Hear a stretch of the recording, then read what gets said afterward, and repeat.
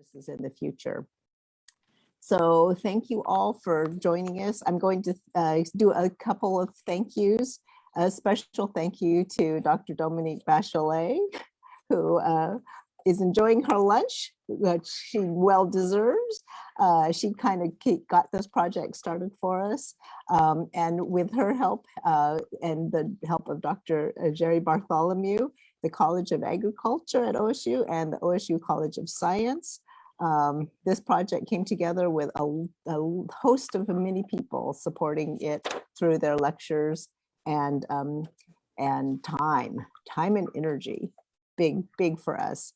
I want to give a special shout out to Windermere Willamette Valley Property Management and Debbie Friedlander, who I'm going to pin you, Debbie, just for a second.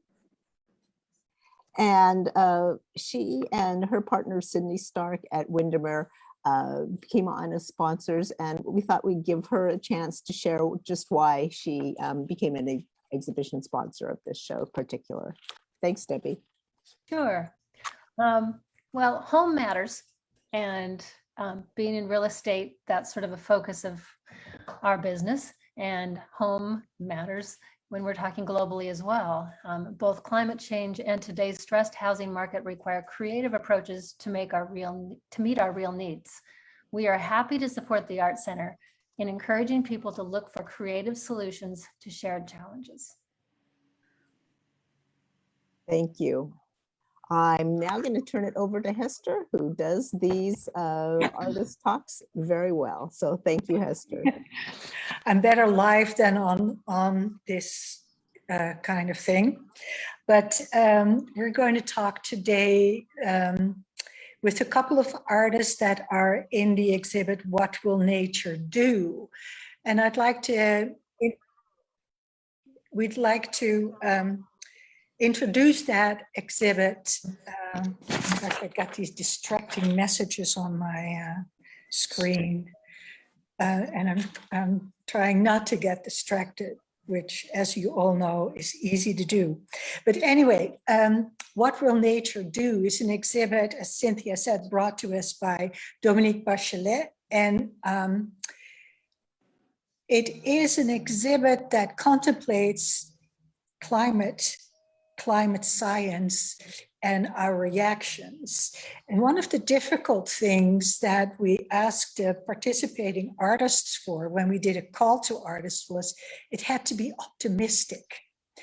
And we hear so much bad news about climate change, and it may almost discourage us to do anything about it. And that is why we wanted to have a sense of optimism, so that there are things we can still do. Sure, climate will change with or without us, hopefully with us. And that is what most of these works are concentrating on. The other thing is, what I wanted to point out is art and science. Why do we even do art exhibits on science? Why do scientists even want to work with artists? And a short word for that is communication. How do we communicate about such a heavy, divisive subject as climate science, climate change? And we're not going to talk about that too much today, because there will be a discussion panel on October 28th at 7 o'clock at the same link. And we will hope that, so now I have to change something again. We will hope that those of you who are interested specifically in that part will attend that Zoom as well, that you're not zoomed out. No pun intended, actually, truly, honestly. But anyway, the three artists that I asked to do this talk are partly from further away, and Zoom makes that possible. And I was very intrigued by these particular artists and how they managed to combine several disciplines into this work that is now on the walls of the Art Center. And when I mention your name, please wave. So first is Sally Finch. Oh, there she is. Sally Finch. She's an artist and she uses scientific data to make her work, bases her work on that. And we'll talk about that a little bit more. And then I would like to introduce to our community Wendy Silk, and I think also Dr. Wendy Silk. She is from far away, but came to Corvallis to Zoom from her bed and breakfast. But she will be here tonight during the CA. And Wendy Silk is a environmental scientist. Is that correct, Wendy? Yes. But not only that, she's also a composer and a musician. And what I was very struck by with her work and wanted to make sure that she got to talk to you is her teaching approach of mixing science and art. We all know the word STEM to STEAM. And I think, Wendy, you are the embodiment of that. So I think that is the reason why you're here. And then last but not least is Jessica Billey, a printmaker from Corvallis, but not only a printmaker, and actually her work is behind me, not only a printmaker, but also a musician and a yoga instructor. And when her name pops up, we said we learned something new about Jessica every time we talk about her. Anyway, Wendy, I'm going to start with you. Why did you respond to this call to artists, and where did you find it? Well, a former student of mine who knows that I'm interested in teaching and engaging students in science through songwriting, knew of your program, and she told me about it. And she gave me the link, and I listened to Dominique Bachelet's introductions and some of the talks, and I was just blown away. I couldn't wait to apply. But unfortunately, the performance was supposed to be, what was it, 1 minute long or something? And my most relevant song was 3 minutes. And so I had to write you folks and ask. Yeah, we had a bit of a discussion there. We put a limit on that because people can only stand in front of something for so long, which is a whole other issue we're not going to talk about now. Sally. Yes. Why did you've exhibited with us before on a similar science related exhibit, but tell us, why did you submit to this show, and what is the role that science plays in your art? That's a big question. I applied because I am interested in climate science, and up to fairly recently, the information that I use has been kind of limited. Weather data, precipitation, temperature. So this gave me an opportunity much more, give me a broader approach to hear from other people about climate issues. And although I may have approached it in the same way, I never would have learned about all the things that everybody was working on without that. Science does play a role in some of my art, but I guess in some ways I think of it more as information rather than being focused strictly on science, but certainly climate change has been very much on my mind for the past decade or so. I actually remember my father telling me about climate change when I was in my teens. So it's been going on for a while. Who of you remembers the Club of Rome? Just saying. Yes. Yeah. And I'm going to jump to Jessica, so all of you have an opportunity to sort of introduce yourself. So, Jessica, what made you respond to this this call to artists, being a musician and an artist? Right. I do a lot of printmaking these days, and a lot of my subjects revolve around bees. And so I read a lot about bees and how they're impacted by climate change.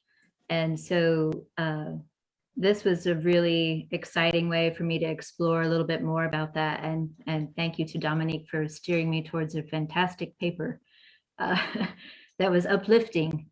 I was starting to think that, with increased fire as climate changes, that a lot of animals and plants are just going to be lost, but actually some of them are going to have a bit of a resurgence. So that's exciting. There's a little bit of hope. And I always feel like I always feel, especially with art these days, it's an opportunity to share a message or information and to help teach. And it feels like we have a responsibility right now to do that. Mm-hmm. Oh, and also I must say, I'm actually a Tai Chi teacher, not a yoga teacher. Oh, it's okay. It's like, don't come to me for yoga. I don't know. Wendy, you had such a great quote that we've been using, saying, and I paraphrase here, science gives the information and art can give the hope. How do you approach that mechanism of information and hope? And is your work hopeful? It's a really big question. My launching myself into using music to engage students in science, excuse me, came from many years of teaching, in which my greatest frustration was seeing anxiety and boredom on the faces of the students out there. And even though starting in the early 80s, I think scientists were aware of CO2 emissions going up and are beginning to face what's probably the greatest problem in environmental management that we've had. It was hard to get students to feel positive. And in contrast to that, at least in my own experience, I've done music as a hobby throughout my life, and I've always felt a certain amount of joy and serenity from making music. And so I thought, how would it be if there were a course where instead of writing a final exam for their professor, the students wrote a final musical for the community? And it seemed like a crazy idea, but my chair at the time heard about this fantasy and he said, "Wendy, you must do this." And so I tried a course called Earth, Water, Science, Song. And we learned a lot along the way about how to make this learning experience and get the science right. But what I saw was that as the students worked together in groups to write songs and then perform them first for each other and then in a local art gallery for the community, they started to feel really positive about the subject, about themselves. Their self-confidence seemed to go up. And the community, of course, loved it, seeing these young people singing about soil and water and how to protect the earth. And so we went from being, I think there's a lot of anger over the idea of climate change, a lot of panic, but we went from that to feeling, I think, hopeful and willing to work on things. So I just saw it in the classroom, and I think that's kind of a microcosm for what can happen in larger communities. And what I saw at Corvallis at Oregon State was that quite a few of the faculty have independently come to this realization that through art we can stimulate hope, we can stimulate some activism. And so to me, this is just really important. Yeah, so you come from a really academic background. Yes. Jessica, you also work very closely with music, and this work is actually about among other things, about music. Yes. So how did you get to making that mixture? That's a good question. I have some background working with some experimental performance groups, and we have spent a lot of time performing and writing sort of abstract graphic scores and experimental pieces. And it just felt really natural to sort of come to this this idea of fire. It felt really natural to kind of come up with this image of the process of fire and sort of how things settle. I've been playing music for a long time, and so to me, music is very visual already, and so it just kind of felt like a really I don't know, familiar process to sort of meld those two, the idea of what happens in that process, and just kind of come up with an image. And I also like how it vaguely, I have it behind me as well. I like how it vaguely resembles a tree in itself. So I decided to just kind of play around with that a little bit and have fun. Okay. Okay, Sally, I have a question for you. You hinted a little bit about that not all your work is about science, but how did you get to the point where you say, I'm going to use data as the starting point of my compositions? What does fascinate you? Because the previous pieces that we showed at the Art Center were not necessarily about climate. Right. Well, I have been interested in climate change for a long time, and I'd been, a lot of times when I work, I listen to the radio. So I listen to NPR and I hear about national news. And I was interested in the water deprivation in areas like Darfur when that was a real hotspot. So I went online to see what information I could find for weather, to see how things had changed. I'd seen images of the area and it just didn't seem to have like a green thing on it. And so I started out with data from what NOAA once used to put out for national climate information, thick books with monthly weather data. And so I started mapping areas that were actually the data that I could get, because not all the books were available for a specific year.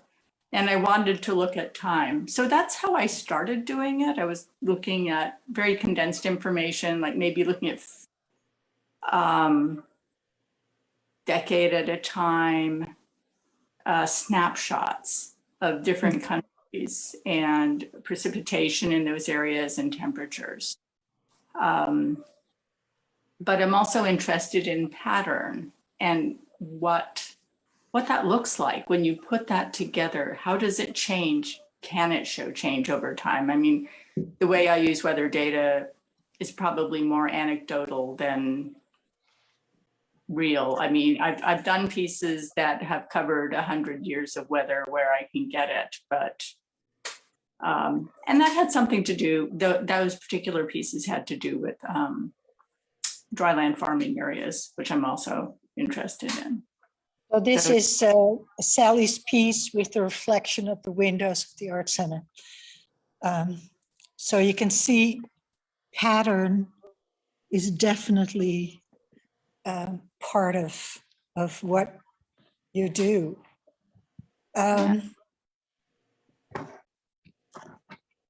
What are the other things that I have to plug in again? What are the other areas that you say, well, when I'm not working on science, what are you working on? Some of it has, more recently, has to do with like how I'm enjoying my backyard. Doing some rather schematic images of the exact layout of my garlic beds and trying to figure out how to work with finches in the sunflowers. It's been nice Right. to have a yard after not having shows up there again. Yeah. I wanted to ask, Dominique put a lot of effort into creating a series of lectures. Who of you really watched them and got your inspiration there, or your mind changed, or something that blew your mind off? I never heard about that. Any of the participating artists anywhere? Well, I was very interested in Steve Wanzel's presentation about how shading a river can make a really impressive change in the water temperature. And I was also interested in just seeing how that worked. So, I mean, I think all the speakers were really amazing and it was so educational, but I was also looking for something that was like, what can I use? What can I, what information can I show people in a different way? Mm-hmm. And Jessica, you already had something that you were interested in, but you found additional information. And it's fairly new. And thank you, Dominique, for pointing me in that direction. Because sometimes it's hard to find. You can spend time on Google and you don't always find what you're looking for. And sometimes other people have better access or different algorithms. And so Dominique shared a link with me for a paper called Wild Bee Diversity Increases with Local Fire Severity in a Fire-Prone Landscape. And then I also found another one through OSU about how after fires, bees make more queen bees. And so I was super excited. I was like, this is exactly what I'm interested in learning about. And for me, art is a chance for me to learn as well. So I feel like, you know, I need to be informed about my own subject so I can help other people learn. And I always try to steer people towards information. I want to inspire them to go looking for more information.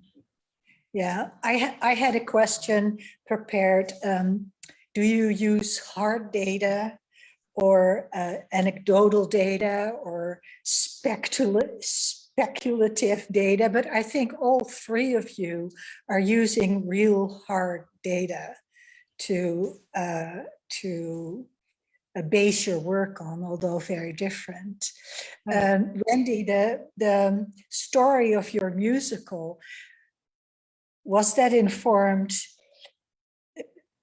Was that a true story, or was it a story that bound different climate subjects together? Uh, the exhibit that I have, the video, greenhouse gases keep them low, is that what you're asking about? No, the whole musical. Oh, the whole musical. The No, storyline. no, no, no, no. It was very much a science class. The music part was taught by a teaching associate from the music department. And so they were teaching the studio, which involved learning elements of songwriting and performance. But for the science, we were very serious. I wanted the students to get it right.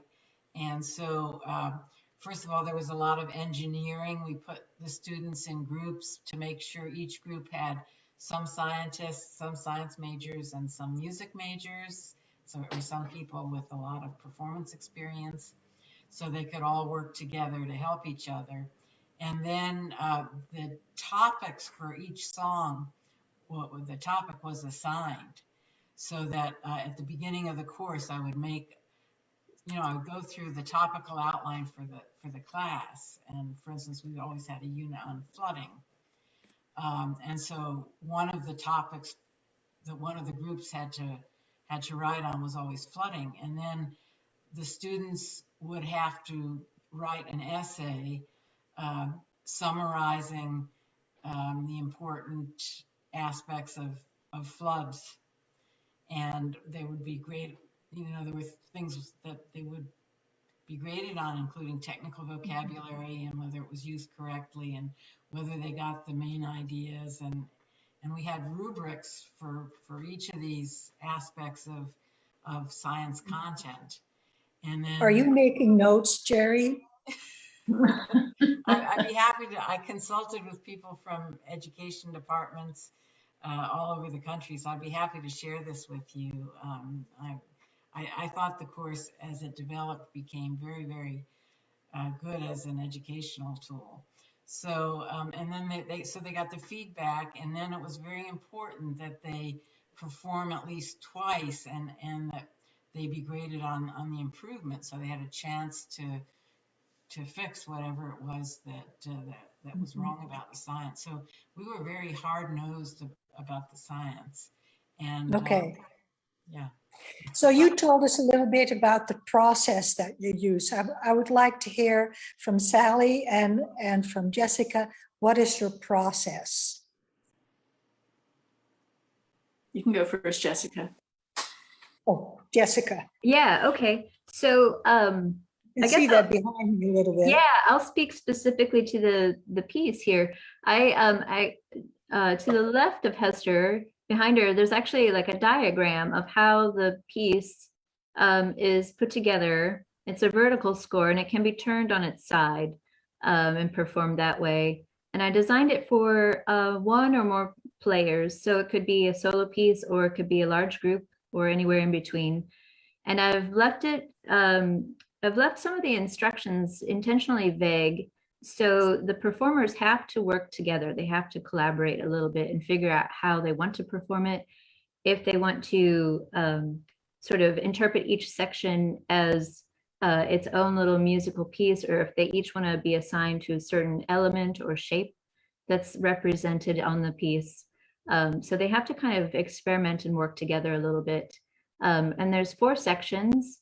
And again, I've left that up to the performers to decide how long the sections are, and I want them to be equal amounts of time. And some of the performance groups that I've worked with, we've done pieces similar to this where we have a time constraint, but we also don't have a clock. And so you kind of just have to guess. And when there's more than one player, it starts to become really organic and kind of nice the way it sort of evolves. And so I wanted to keep that sort of playful spirit of like exploration and having to sort of work together just as performers, but I also like the way that informs the piece. So it becomes, it kind of takes it to another level in terms of like working and exploring ways to solve problems.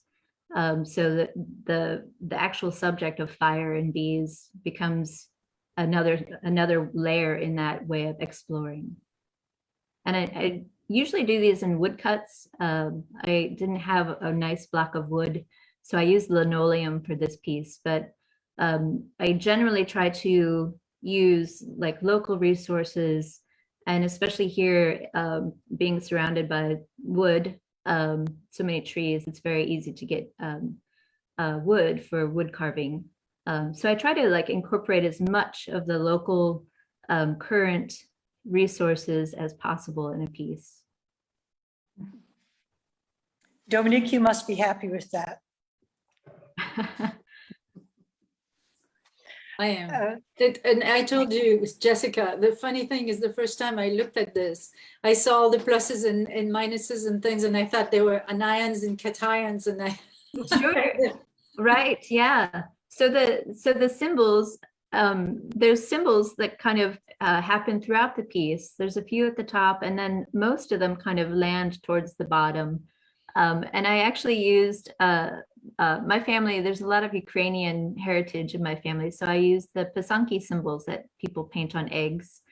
And for me, that's kind of another circle back around because that's done with beeswax. So I try to like make this as rich as possible. So all of those little symbols could be ions and things, or they could be these other symbols. And that's again another way for the performers to interpret it how they want to see it. And along the side, there actually are numbers in a few spots for hertz for actual notes, and it creates an A major chord that sounds kind of uplifting by the end. So again, the players can either hit those notes randomly, or they can create a sustained chord. That's something they have to decide beforehand. They have to work together. Very cool. Yeah. It's very impressive, and I encourage everybody to come and see it for real. I think it sort of does funny things on screen here. But Sally, what is your process?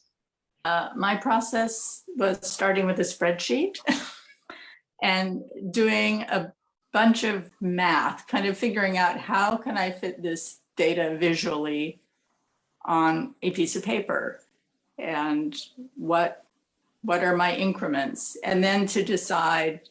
I use color as a hint towards the water temperature, and kind of going with what tends to me to feel kind of natural, kind of a blue-gray on cool, going towards blue-green, and then to a warmer, yellower, and then maybe almost brown. So then I figure out how many colors am I using, what temperature increments am I using it for, and then I start going through the spreadsheet and highlighting the first color and then transferring that to the paper. So it's a very mechanical process in a way. And it's a really interesting process because you see things about the data that you don't necessarily understand otherwise. And that's sometimes the way that it's a different way of looking at information. So as I'm putting down the first color, the initial color. So I started in the middle where all the colors start on the left side. It's all the same color. And then moving towards the warm. And then when I finished all the warm, it was a really interesting process to see what this looked like as it was being made. And then when I finished with the warm, then I started going down in temperature and mapping each little section on there that had to be a certain color and putting in the dots. I used a background color and I varied density for water flow and also the air temperature changes that the model uses. In some ways, I'd like to do this again because I'd like to do it without that information and just see pure water temperature only. But it'll be a while before I do that, I think. Well, I find it fascinating. And at the reception, we briefly said, what happens if you make one mistake? And Oh, there's a few. We won't tell anybody. What stays in, what will nature do? What happens there will stay there. Anyway, You can't say that, Hester, because Steve is listening. And No. Steve is the one who gave her the data. So. He knows her mistakes. But I'm not a scientist, so I can say anything. I can use speculation or pseudo data, which I've done. But I wanted to acknowledge a couple of other artists. We're currently looking at a work by Sabra Cummings. Fingers crossed she will fly unbound. And it's hard, it's butterflies behind bars, which is impossible. Sabra, could you tell us a little bit about your inspiration?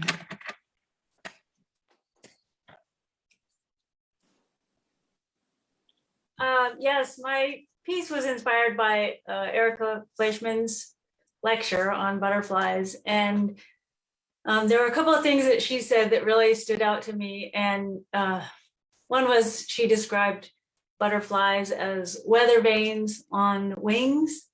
And I really liked that description. And I wanted to go out and make a butterfly collection and you know, but it didn't make sense to go and look for any. And so I just started making them in my studio.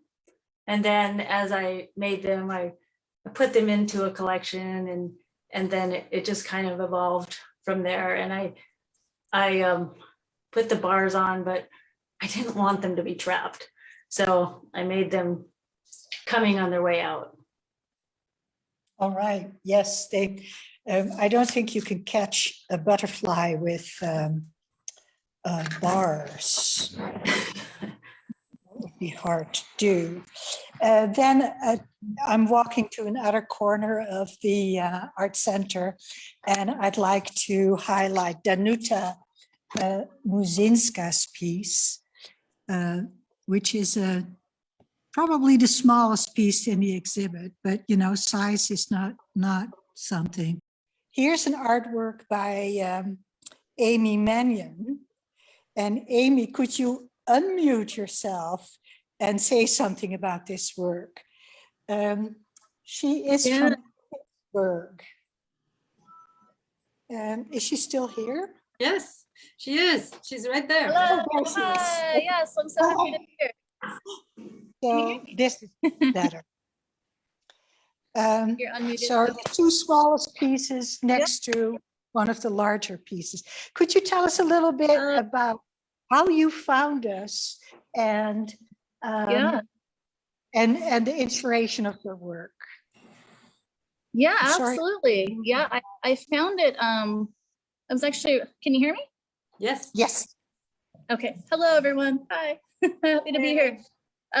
So yeah, I found it online. I was researching just art shows, and I like to look up science-based art shows. And this just came up, and I'm like, this is perfect. I have to apply. I couldn't be more perfect. So yeah, I've been doing these I call them symbiotic planets. I've been doing these symbiotic planets lately, and it's really just about how everything is in a constant state of transition. You know, every single molecule is in a process of changing, and you know, I love that idea, and that I think a lot of people, you know, in our current culture don't understand that we are nature, that we're connected to nature. They see it as a separate thing, you know, and so my whole idea is to just, you know, understand that we're all together. We're all constantly shifting, and it's all one big connected process. So that's what I'm channeling through those works. You know, they're full of movement, they're full of energy, but they're also happy. You know, I see my work as optimistic. I'm an optimistic person. You know. Yeah, it looks very much most certainly optimistic. Would like to look at Sue Noel's work, Everything is Connected. We've been talking for a while, and I promise you this would last about half an hour to 45 minutes. And my stopwatch says, Yeah, 45 minutes. There you go.